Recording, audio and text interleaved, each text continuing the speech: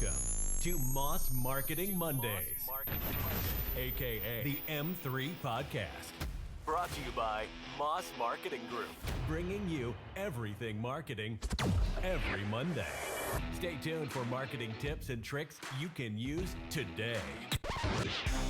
The M3 Podcast, marketing knowledge to help you succeed. Let's get started. Welcome back to the M3 Podcast. This week, we have Dierk Hamilton on with us. Newest member of Moss Marketing Group, Daniel Allen. Well, and returning guest, Dre. Don't sound so happy. Dun, dun, dun. So, Dierk, Kansas City native. Actually, we grew up next door. Got it next door. Yeah. We got next door neighbors as we grew up. You own Hamilton Companies. I do. In Kansas City. What is Hamilton Companies? We sell service contracts, gap insurance, finance programs, things like that to auto dealers, franchise and non-franchise.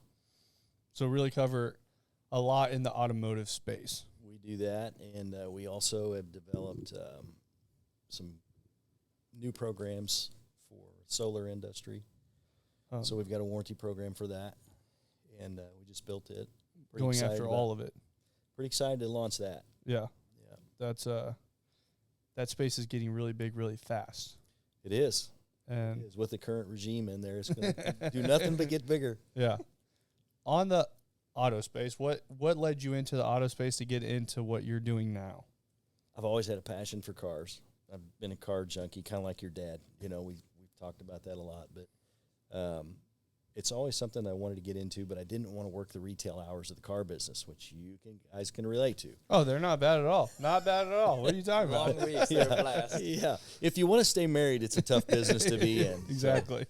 So I got in that game a little bit late. I worked for insurance company, Zurich Insurance, and they sold insurance and finance programs to franchise dealers. When was this?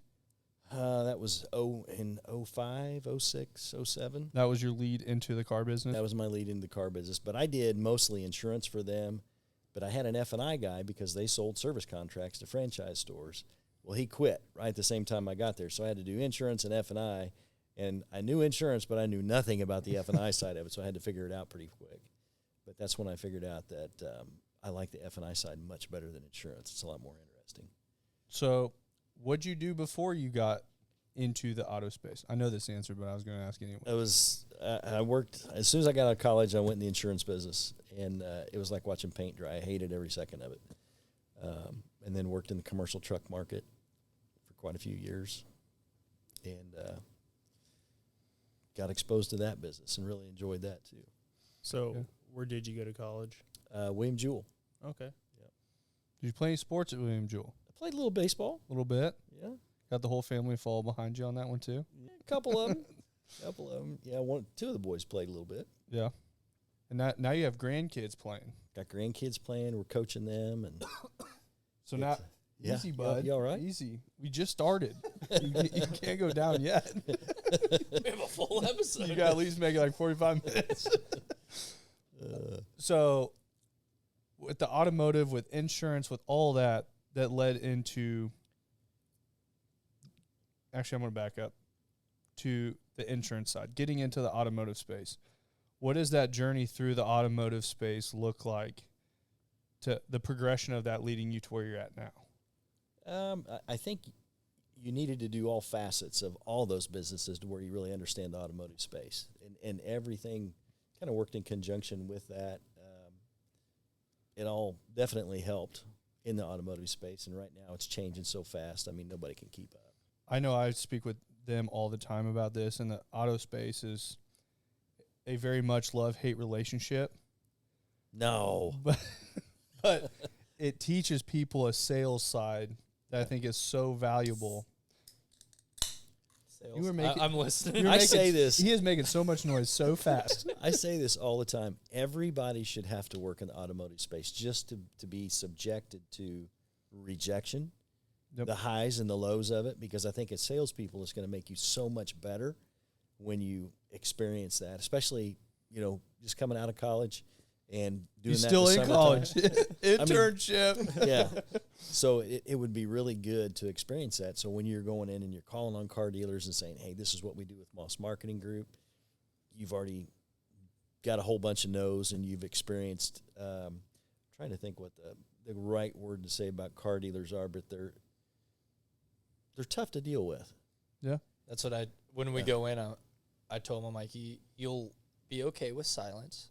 I know that was a hard thing for me to overcome. Silence is good sometimes. Yeah. And that's what I told him. I'm Just like, be quiet. Sometimes you can just sit there for a minute and it's just dead silent. And once you're okay with that, because I know the first time I did it, I was like, this is weird. And you sit there for just silence and you're like, where do I look? What do I do with my hands and stuff like that? But then you become comfortable with it. And I think after you become comfortable with that, for me, it made things much smoother. Yeah. And it also helped with confidence and knowledge in what I was selling.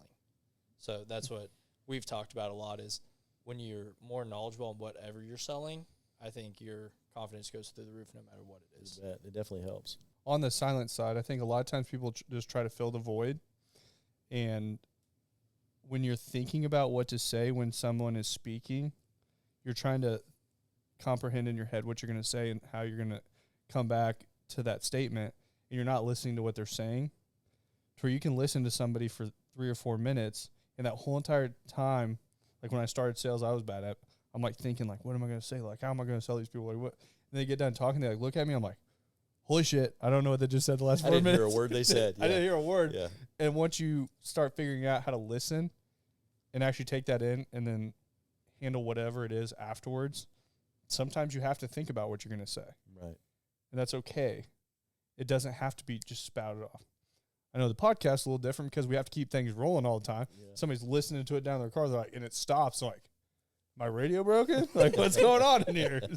So I think that comes huge in the car space. Yeah. And same thing when Daniel had reached out and everything, and he's like, I want to do an internship at Moss Marketing Group. And I'm like, what do we have to offer him to better him as a person into the workforce and everything like that down the road? And I was like, I can always put someone else on a computer to start learning the marketing side, things like that. But I'm like, if I could go back to my 19-year-old self, I would do it the exact same of learning sales. Yeah. Learning how to talk to those high-level people, learning that those people are people also. It's easy to talk to them. After you get that figured out, sometimes at that 19, 20, 21, there's always a different age where it kind of like sets in, you understand it. Yeah. You're like, you know what, this really isn't that hard. I always say they put their pants on the same way we do, so. Backwards. And they can't kill me, and they can't eat me. That's true. So I got nothing to lose. Yeah. That's what I think. Sometimes they think they put their pants on a little different. Yeah, and I think that's any industry. Some you go into, some it's like, I've talked to people that make much more than I do. A lot more. And I talk to them, they talk to me just like I'm another person. I talk to some that we could be making the same, and they just talk like I'm so beneath them. And I'm like, what's wrong with your day? I'm like, hey, is everything good? Like, Did you have Panda before we had a conversation? Your stomach upset? Like, what's going on? No, but in those instances, I think just treating people with respect, no matter what it is, I think that for me in sales has made it so I was much more successful than before. Yeah. Just treat people the way you want to be treated, and it'll work out. Yeah. What have you put, how many kids do you have? Have 3 sons. The oldest one is involved in the business with me, Tyler, and then Connor, he's the middle son, and then Hayden, he's involved in the business with me as well. They also have a truck repair shop. They work on commercial trucks, and it's stupid busy. You've raised 3 very impressive sons. They're good kids. They are. They work hard. The hard work is probably definitely the number one title I'd put for all of them. Yeah, they're workers. That you're not going to find people that outwork them. Unless it's you two guys. Oh, yeah. Oh, we paid him to say it. Paid plug. I know I've worked with Tyler in the automotive space. Yep. So Tyler worked with us at TDR. Phenomenal to work with. Yep. Have they all worked in the car space? Tyler and Hayden both did. Yeah, I know Hayden had too. Yeah. I didn't know if Connor had. Connor worked for Custom Truck for 11 years, and he was a welder fabricator for them. He would be awesome in sales, but he doesn't want to have anything to do with it. He likes just sitting there. He likes to build things. You know, he's Builder Bob. He can build anything. You want your truck cut in half and stretched 170 inches, and, you know, he can do all that. So was cars something that you pushed your children into? Because I know you said that, you know, you think everyone should be in the car industry, or is that just something that they want to be in? Actually, they all made their own choices. But the funny thing about them is I restored old Mustangs, and I always had a Mustang in the garage that I was working on, and they would come down there and help me work on them. But when we moved to Kearney in, I think, 1991, I had a 66 fastback Mustang that I was restoring. And Tyler was down there in the garage working on it with me. And I was actually cutting the floor plans out of it with an acetylene torch. And I cut through a brake line. And I'm working on it kind of upside down. And Tyler's going, hey, Dad. I said, what? And he goes, the car's on fire. Underneath the house. I'm like, oh, no. But he was as calm as he could be. But they all had a hand in restoring some type of car that I had, or truck or whatever. So they had a passion for cars. Hayden did auto sales, correct? Yes, did auto sales How long and did finance. he do that? 2 years. 2 years. He did both ends of it. Yeah, did both ends of it. And then they both work with you now. Mm-hmm. And what does their work structure look like with you? You know, what's really funny is we kind of focus in different areas. Tyler's more on the service side and handles claims, kind of walks claims through the process and works with dealers on their P&L and how to be better, how to make their service shops better, more profitable. And Hayden kind of does the same thing that I do as far as sales and finance and training. And, you know, we're different than most. Yeah, that's definitely true. The big thing about us is, and I've told both of the boys, is the thing that makes us different is we do what we say we're going to do. We get involved in claims, and I'll never lie to you, and I'll show you how to make a lot of money in the business. Now, a lot of people can show you how to make a lot of money, but they always lie to you and tell you how good you are and blow smoke up your butt, right? Yep. I'm not going to do that. If you're being an idiot, I'm going to tell you you're being an idiot, and here's why, and here's how we can fix it. But we've got a great dealer base that we work with, and, you know, just like you guys, I mean, you pick who you want to work with. Yeah. And the ones that aren't enjoyable to work with or cause you a lot of headaches, somehow they end up going away, or they kind of just wean their way off. They kind of wean their way off, exactly. Because a lot of times when you pick up a pain in the ass client to start, that somebody that you can never make happy from the beginning, normally there's never a way to make them happy. Yeah. And when once in a blue moon, there are outliers to that. And when you do make those people happy, they're probably the most loyal people you ever have. Yeah. Because no one's ever made them happy. Hold on to that loyalty thought. There is no loyalty in the car business whatsoever. I will say that partially. Okay. I will say that's 75% true. Maybe higher. I don't know. Somewhere. It's like 90%. Very high number. It's a high number. There are some people that I think that's a misconception of the car business as a whole. That was one of the things I hated the most about being in the car business, is I strived every day when I got up to do the most I could for everyone that I came into contact with. Mm-hmm. And that's doing the right thing all the time. And you would still sit and talk with people, and they talk to us like we were the biggest pieces of shit that walked the planet. And like, well, you're just a used car dealer. I'm like, what do you do for this community? You're not doing shit. We're helping out all the time. If we're not at the dealership, we're helping out sponsoring the Kearney field. Is your name up on the Kearney field? I don't think it is. Like, are you going? I was setting up bounce houses on Thursday nights all summer, going and picking them up after work, set them up for fundraiser to try to get the splash pad in Kearney. Right.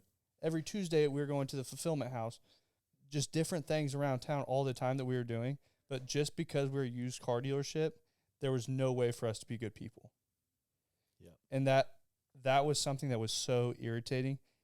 And since we've started this, I've ran into other dealerships that are the same way. There's some of them out there. And when it's like, when I meet those people, it's such a joy that it's like they're out to do greater good.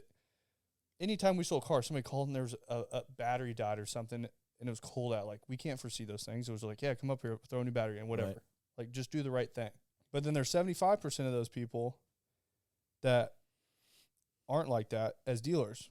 But then when we came to find out, the farther that we went into the car business, the loyalty problem really comes on the customer side.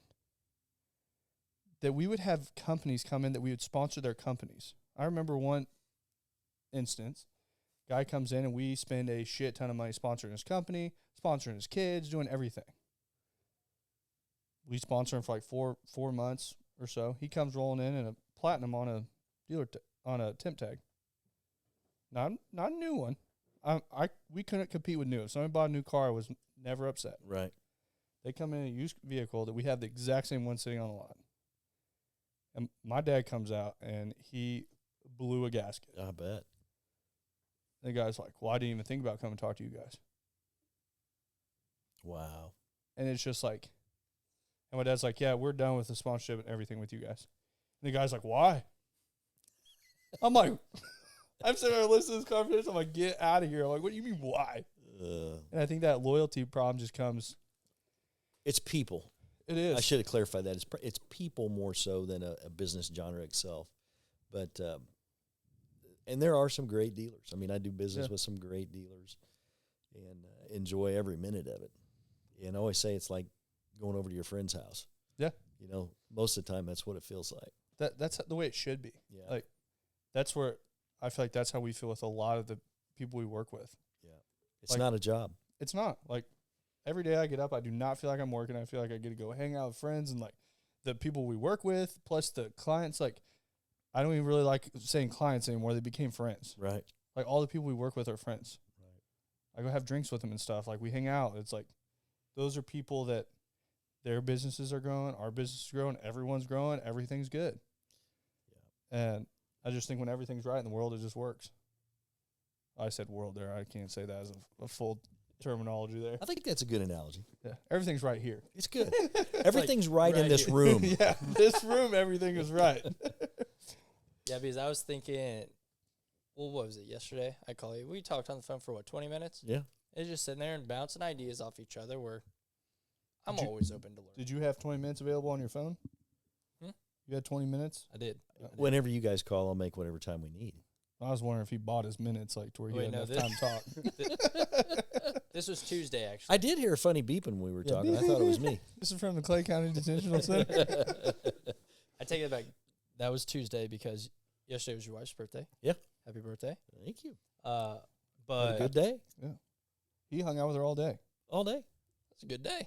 Trying to make us all look bad. It's a great day. But Tuesday when I called, I sat there and I bounced ideas off you, and I'm always open to learn because you did teach me a lot in F&I when I started, because that was something I started off, and it's kind of like, hey, there you go. You did really well too. I was like, I don't know what to do. You don't have. He's just being nice. No, he did well. He did. He did well. I loved working with him. See, that sounded genuine. That did. That sounded good. But just in that aspect, whether we work together on other aspects of stuff, and I have clients or friends that call me. They're like, hey, can I run something by you? I'm like, for sure. And they're like, well, we're sponsoring so-and-so. Like, can I send you something? You let me know if it looks good or anything, or if we should change it or anything. He's like, if you don't have time, it's fine. I'm like, no, just shoot it right over to me. Take a look at it. I'm like, yeah. I'm like, I can give you this, this, and this. I'm like, that's what personally I would do. I'm like, but I'm like, it's up to you. And they're like, man, I really appreciate your feedback. And just little things like that, I think a lot of people overlook and take for granted with some people or some companies, where we treat an account that pays little to account that pays a lot. Everyone's viewed the same. Right. And I think that's what a lot of people value changes when they pay more. They expect that you treat them different than everyone else. And I'm like, we treat everyone the same with the utmost respect, and we're here to help. That's our main goal as a company. And I think a lot of people overlook that in just business in general. Yep, that's solid. It's a good way to operate. Well, that's how you guys operate. We do. And I think it shows because any dealer, anyone we speak with that brings up your guys' name, it's never a bad name. That's good. It's a lot of dealers. We pay a lot for that. Yeah, that's not cheap. We enjoy it. We enjoy it. There's always a lot to learn in that space, that's for sure, and it's an ever-moving target. But on the podcast, we talk a lot about marketing, things like that, and today's trends. How many dealers do you work with? we have 112 different dealers that we work with. 112 businesses that you work with. What do you see a lot of marketing trends? What do you see in the space? I know a lot of times people don't really pay attention to what's happening in a space as a whole. Mm-hmm. And what do you see happening as in the space as a whole, kind of what marketing trends you're seeing, things that are working, different things like that? As far as what the dealers are doing as far as their marketing? Yeah, and then what are they also seeing is in like trends of what's happening right now in the car space? The car space it's tough space, as you know. Numbers are down. One of the things that I see that's really crazy is you see a lot of new faces in the car business, and places that you've been in a lot, you'll see a lot of new faces, and they have no experience selling whatsoever. Basically, they're taking orders. So when this market flips back and all your people that have had years of experience selling cars and a lot of different methodology for selling cars, they're gone. Yeah. So it's going to be a rude awakening. But I talked to a lot of dealerships about this, and once again, this is just my opinion of what I've seen. But in the last 2 years since COVID, we have seen a whole new wave of people into the car space. Yeah. That, once again, they're not educated. They're not, the car space has looked nothing like it ever has in the last 2 years. It became something that a vehicle is more valuable than a customer. Mm-hmm. And that's never been a thing. The customer has always been the hardest thing for a dealer to find. Right. All of a sudden, that flip to inventory was harder to find. So it became this, like, you could hire monkeys to sit in a dealership and just come in, and they're like, if they're not giving us asking price, and tell them to kick rocks and walk down the road. Right. Like, somebody else will come buy the car. And I think it's going to flip back to where this sales training has to be a deal. Like, we were at a dealership, and the guy's like, well, everyone's came in is just looking. And Ricky was there, and he's like, well, they haven't ran into a sales guy. Yeah, that's exactly right. It's going to have to turn back into this, like, sales-oriented space and bidding cars the right way, going back to just the fundamentals of the car business, which everyone's kind of lost. Yeah. They're going to have to start paying for marketing again, which they've got to run really lean for the last 2 years. Right. And say, hey, you know what? I've pulled back. I don't have to spend money on marketing. People just show up. I can make 3 times as much as I've ever made on cars. And now all of a sudden, they're like, well, I'm not making the gross as I was. So car business is rough. And I was talking to someone, and they told me what their gross was. I'm like, that's still like twice as much as everyone was making before COVID.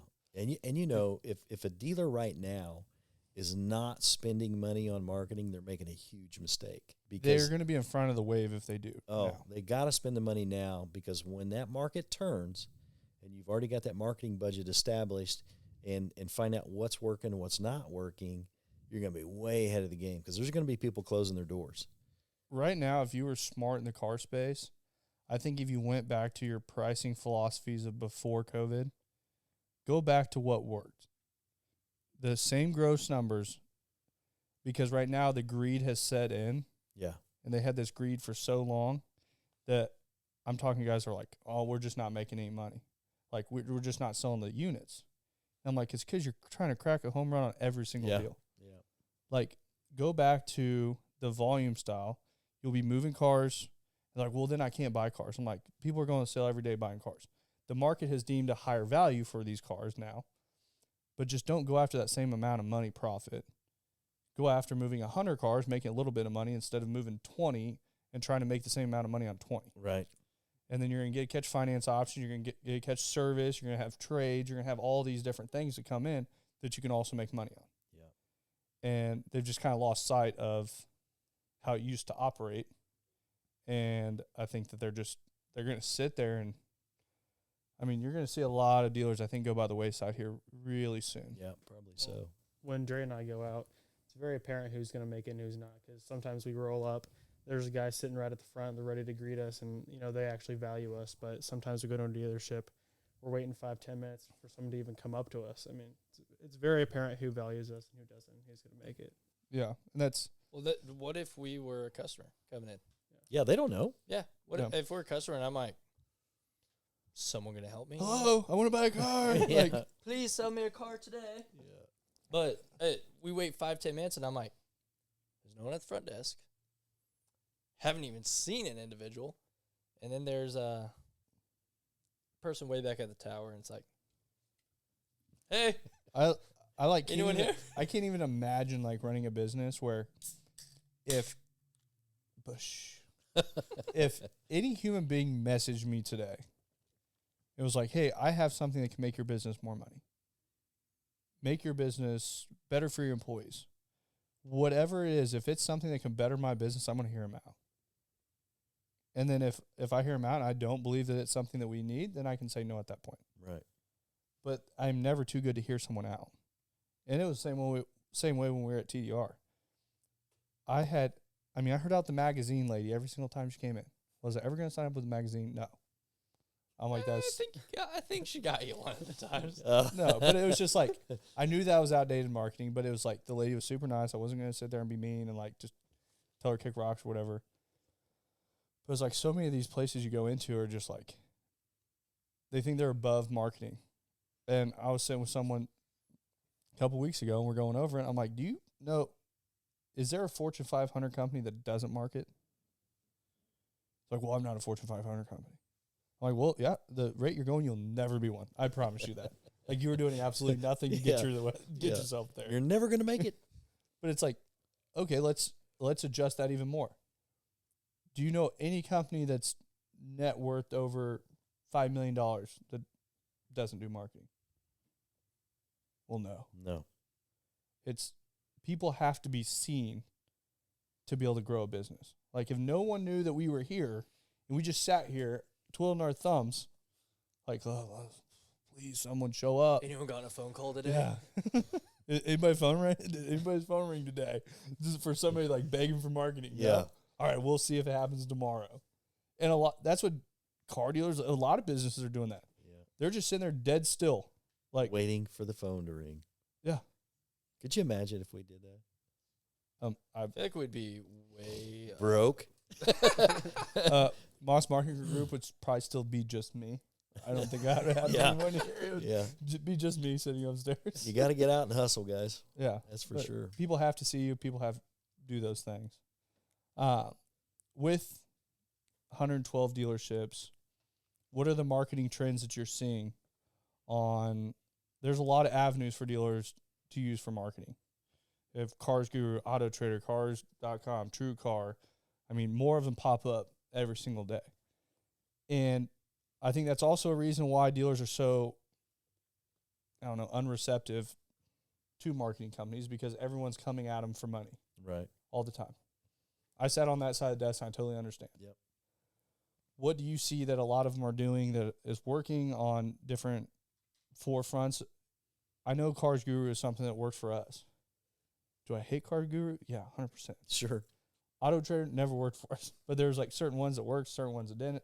What are you kind of seeing across the car space? We're seeing a lot of people using Car Gurus, but what we try to do, and we always recommend that they contact you guys, because you guys do work. Yeah. And the dealers, you're in a lot of the dealers that I have, and doing great things. And so that personal attention that you give them, and just the different things that you do, social media wise, I think that's the wave of the future. Not necessarily spending thousands of dollars with Car Gurus or Cars.com or whoever. Yeah. And who's the new one in town that's calling on everybody? Lot Links. Lot Links. Yeah, we call them lot lizards. but they're calling on everybody, and they're making all these giant promises from what I'm hearing. Yeah. And it's all the same. I think that's something that I've held really true to, is a lot of these companies that come in marketing for car dealers, especially. I mean, we market for a lot of other companies outside the car space. But in the car space, there's a lot of companies that come in and make these grand promises that aren't true. And they are fighting for a contract. They're fighting for sign here for 12 months, sign here for 12 months. And most of the time, they're people who have never been in the car space. Right. They don't understand the car business at all. And that's like when we kind of looked at the marketing of what was offered to the car space, it is all very similar. It is. It is for sure. That it is so cookie cutter, structured out the same, that there wasn't anything different. When I took over the marketing at TDR, I was like, I want to be different than everyone. And when I started doing that, everywhere I went, people were like, who does your guys' marketing? You went, me? I was like, well, I've started doing it. And they're like, did you go to school for marketing? I'm like, no. But I was like, I just know what you guys are doing doesn't work. And when we kind of took that shift in doing that, is we figured out how to brand. We figured out how to brand a company. And then with branding, we figured out how to really let vehicles like hold their own, which is what I disagree with a lot on what marketing companies do, is if I have a 2020 Ford F-250 diesel, we know where that truck sells in the Kansas City area. Right. That truck goes to the same areas almost every time. That truck is predominantly, you have a 90-something% chance that truck sells in the Northland over down south. So why waste your money down south? I see these ads that pop up, and it's a dealership that's advertising a $80,000 diesel truck, a $50,000 Tesla, a $4,000 cash car, Corolla, and like Explorer. And I'm like watching, I'm like, this is the most random setup of cars I've ever seen in my life. I'm like, you can't tell me that there's any targeting taking place here on who you're serving these ads to. Right. So it's just like their inventory doesn't hold its own, that F-250 should hold its own. The Tesla should hold its own.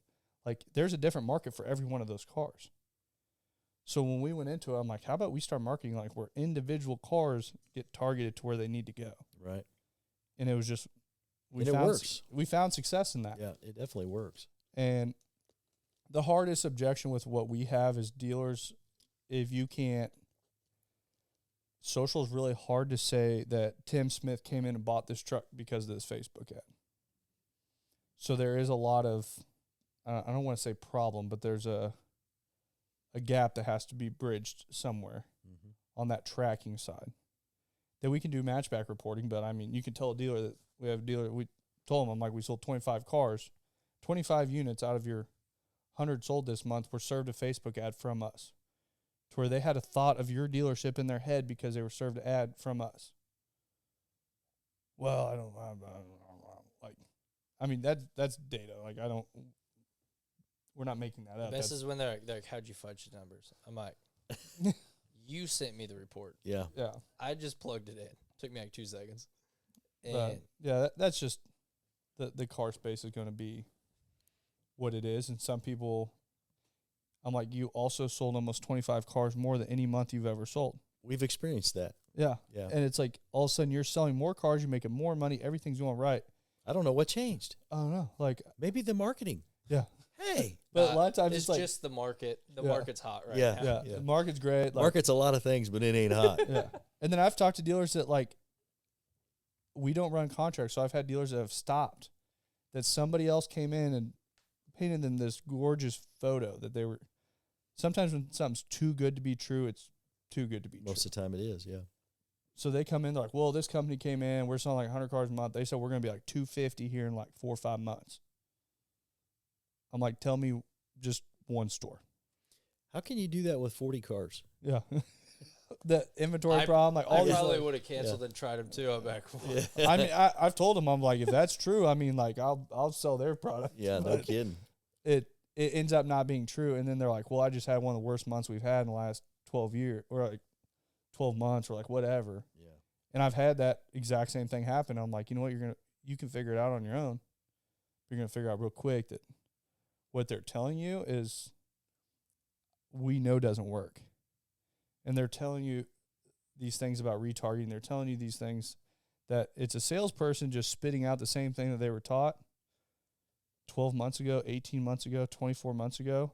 The market changes so fast that what someone said 12 months ago on how to sell on social is completely different now than it was 12 months ago. Right.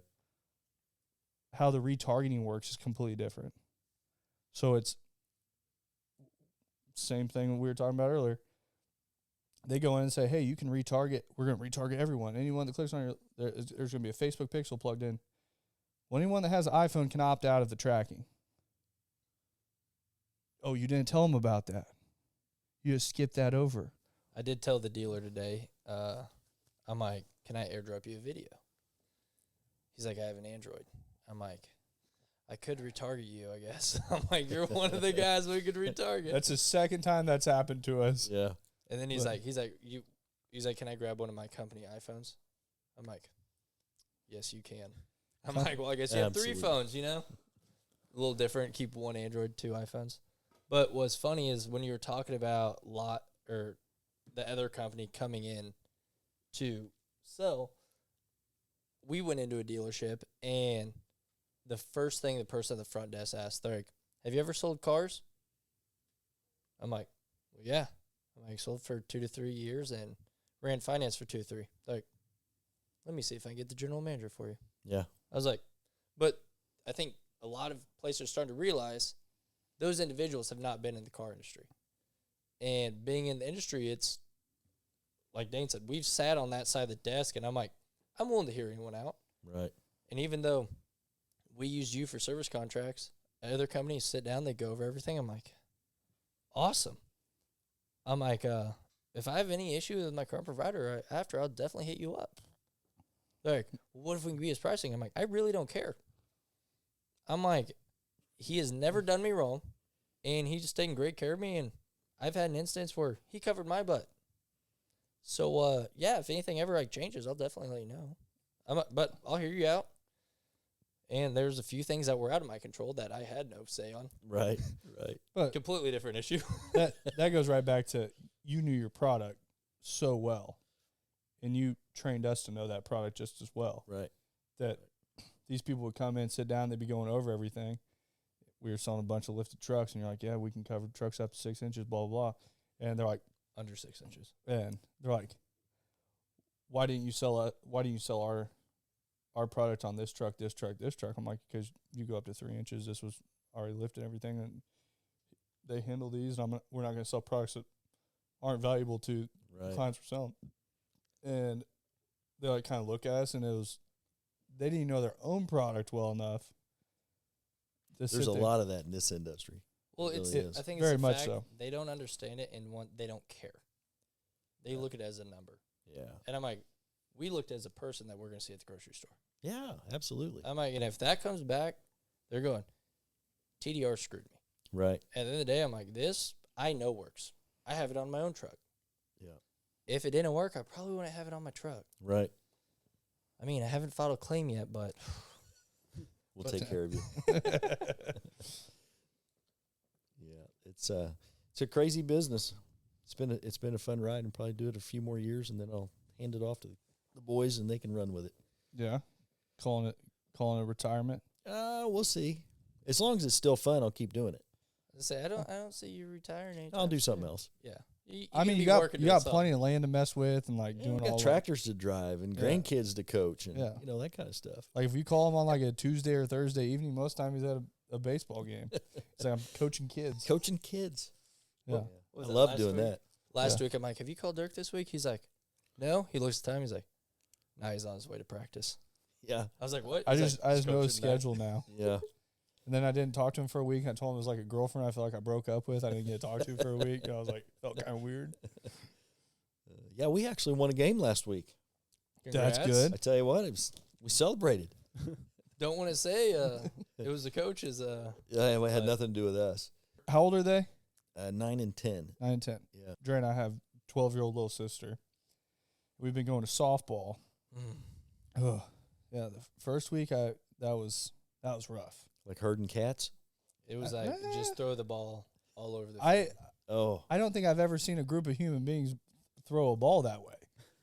Like, just a target, I'm not going to say I'm phenomenal at throwing a ball by any means. But if you go stand over there, I think I can hit the general direction of you being over there.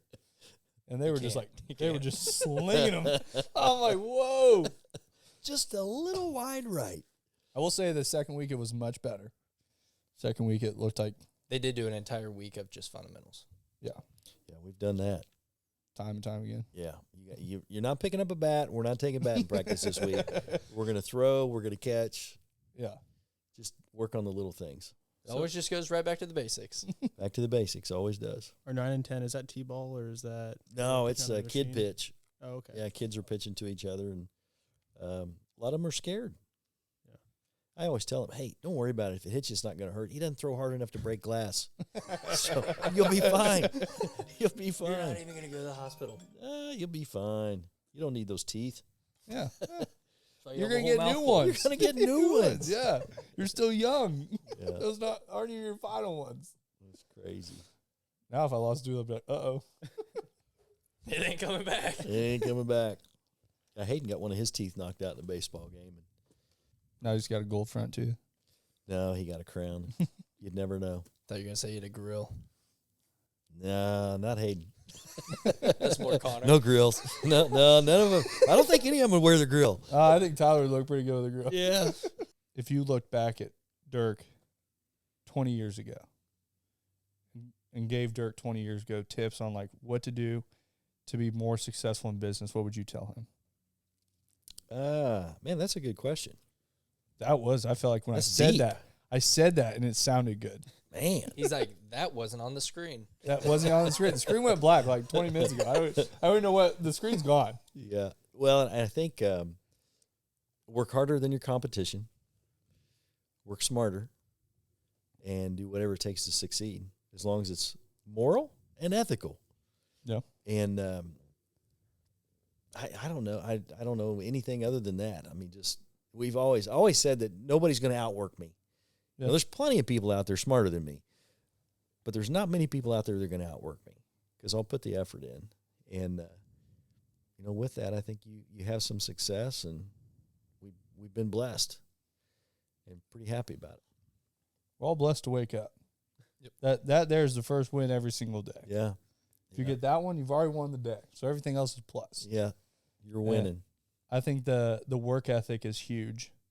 And I think that is something that is lacking very much in our generation. I think in everybody's generation. And I don't even know if like Daniel and I am classified as the same generation anymore. Like I don't think so. I don't know. He's like a very small child that's here. He was young. Yeah. But that was like why I like Daniel so much, like right out the gate. It was just like at his age, I feel like that's just happening like every 5 minutes.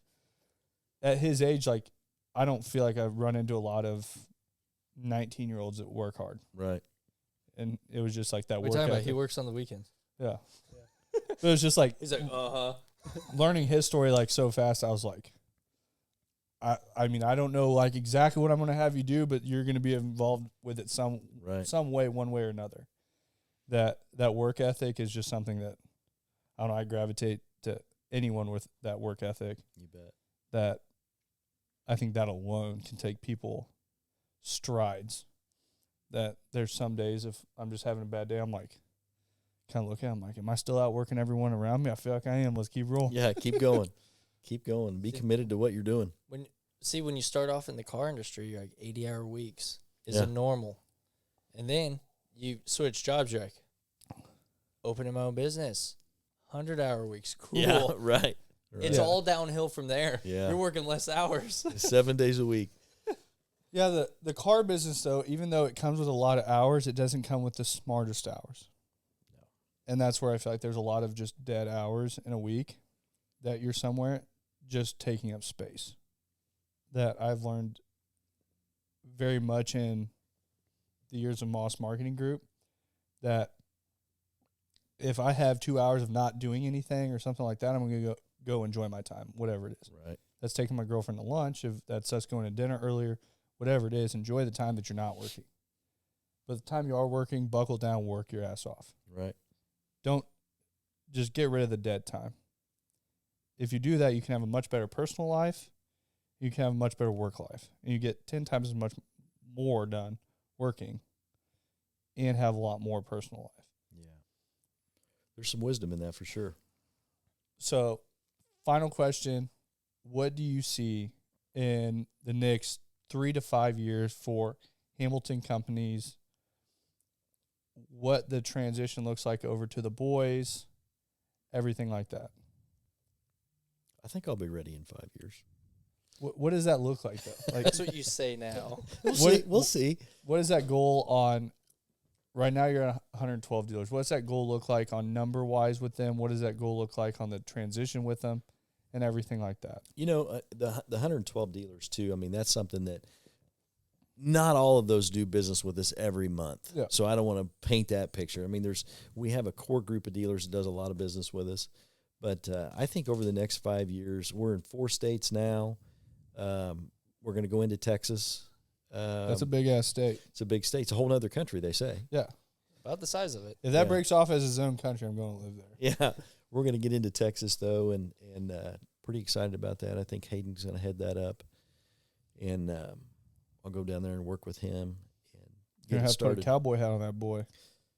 He's a big old boy. He can wear a cowboy hat. Yeah. Probably rocking pretty well. When you guys are going, I'll take the week trip. Go down with you. You should go. Yeah. You should go. I'll We could join do you dual guys. calls. Yeah.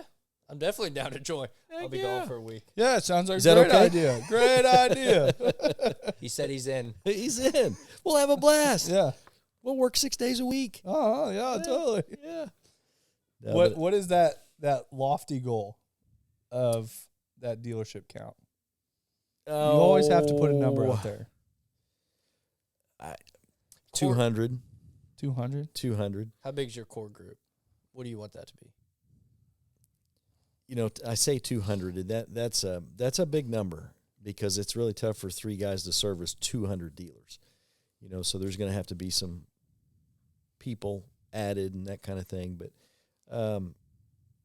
you know, where we're at right now, it's a good manageable number that we can actually service. And I see 4 or 5 dealers a day and, you know, and still prospect. You know, I'll see 4 or 5 dealers that we do business with currently and then try to get some more, add a few dealers every month. So we're in growth mode right now. We've got some new products that we're bringing to market. So we're going to do some growing and kind of spread our wings a little bit. And What kind of products you got coming? we've got, I think I was sharing this with you here a couple weeks ago, that we've got a program that actually does specializes in diesel trucks and modified diesel trucks. So Big market. big market that nobody has. And we have the 4 states that we operate in. They gave us Texas and Oklahoma. So there's those 6 states. And the guy told me, he said, you can go wherever you want to with it. I don't care. But So that's why you're going to Texas. that's why we're I going want to truck Texas. country on Oklahoma Yeah. and Texas. Well, I love trucks. You know that. Yeah. So we'll go down to Texas and open up with that program, and then probably pitch some Gold Standard down there too.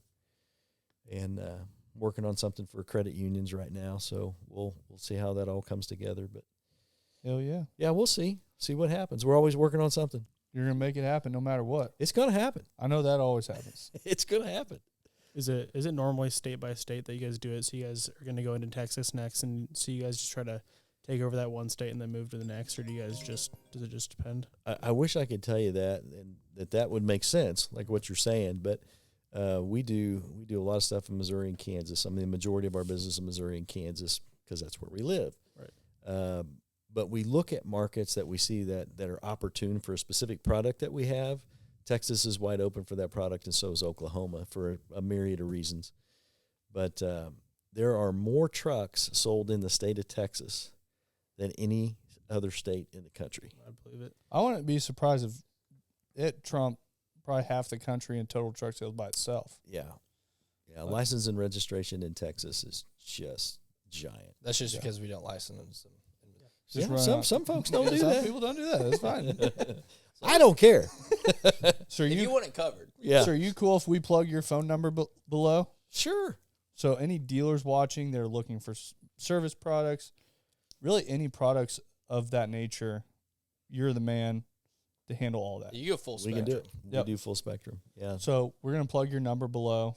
Anybody looking for anything from Dierk, he'll be the one to take care of you on all that. We'll put your number below. That'd be great. I'm We appreciate I'm it. going to put you as website lists, Dierk, underneath. But that is the M3 podcast. Thank you for being on. Enjoyed And, it. Very thankful always. Appreciate you guys So- having me. This is what we live for. Key Ricky. Thanks for listening to the M3 Podcast. Be sure to subscribe so you don't miss the next episode. Want to learn more? Check us out on Instagram at Moss Marketing Group, on Facebook at Moss Marketing 58, or on our website at mossmarketinggroup.com.